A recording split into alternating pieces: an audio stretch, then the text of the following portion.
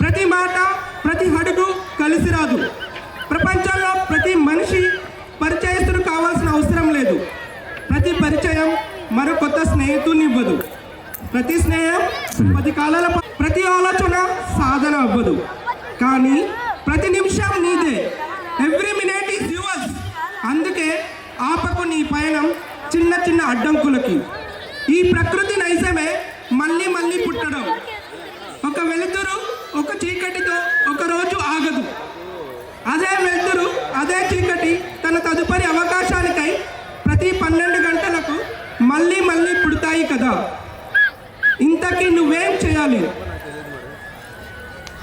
చింతించకు గతించిన కాలం నీకు మిగిలించిన చేదు అనుభవాలు అపజయాల గురించి. చింతించకు గతించిన కాలం నీకు మిగిల్చిన చేదు అనుభవాలు అపజయాల గురించి. ఆలోచించు రాబోయే కాలం